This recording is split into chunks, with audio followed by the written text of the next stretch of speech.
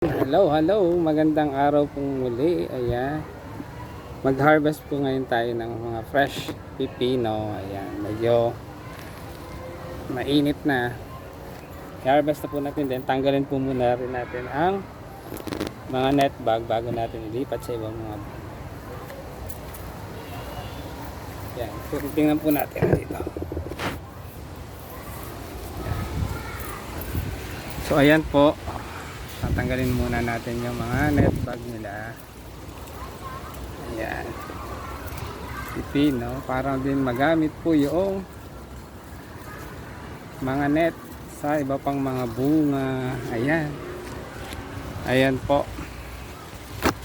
ayan po, ayan, ayan po yung bunga ng pipino, halos magkatabi sila dito. Ayan po, harvest time para magamit po yung mga net bag. Ayan, gaano kaganda ang pipino nyo. Ayan, halos magkatabi po yan. Harvest na po natin. Ito pa pong mga net bag na to ay gagamitin natin dun sa mga bunga. Ayan, para magamit pa pong muli natin. So mag-harvest po tayo. Nakapag-harvest na po pala ako kanina niyan. Idagdag po natin. Harvest time pong muli.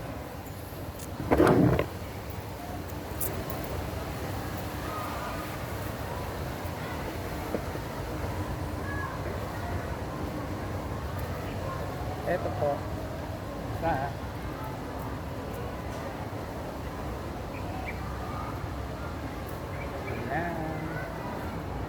dalawa. Ayan po. So, ito na po yung na-harvest kong mga pipino.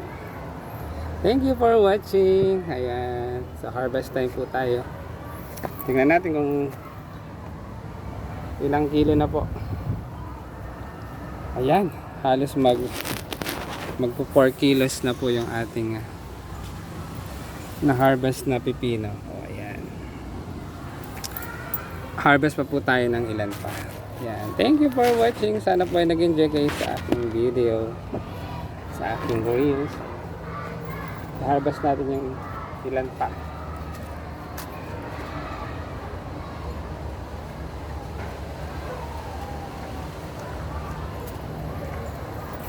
Ayan, i-move natin dito para makita tayong mag-harvest.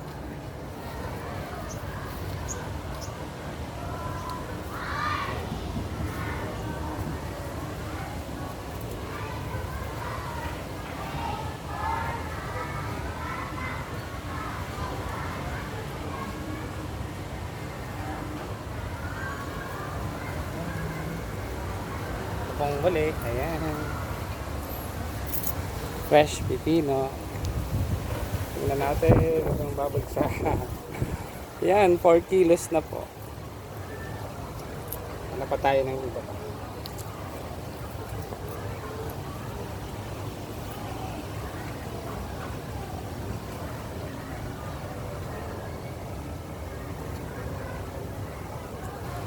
Iba, mga sa bote.